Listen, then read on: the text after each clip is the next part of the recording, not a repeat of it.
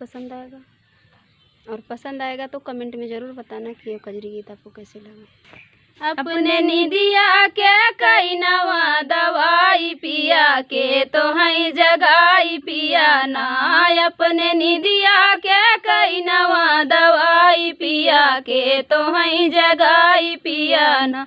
एक तो गोदी में गदेला, दूसरे सासू के झमेला, एक तो गोदी में गदेला, दूसरे सासू के झमेला, तीसरे रोज रोज के तो हई जगाई पिया कई नवा दवाई पिया ना, तीसरे रोज रोज के तो हई जगाई पी कई नवा दवाई पिया ना। अपने निदिया के कई नवा दवाई पिया के तो हई जगाई पिया ना। एक तो गोदी में गदेला, दूसरे जेठनी के झमेला, एक तो गोदी में गदेला, दूसरे जेठनी के झमेला, तीसरे रोज रोज के तो हई जगाई पिया कई नवा दवाई पिया ना, तीसरे रोज रोज के तो हई जगाई पिया कई नवा दवाई पिया ना।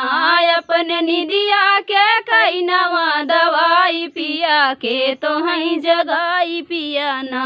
एक तो गोदी में गदेला, दूसरे ननदी के झमेला, एक तो गोदी में गदेला, दूसरे ननदी के झमेला, तीसरे रोज रोज के तो हई जगाई पी कई नवा दवाई पिया ना, तीसरे रोज रोज के तो हई जगाई पिया कई नवा दवाई पिया ना। अपने निदिया के कई नवा दवाई पिया के तो हई जगाई पिया ना।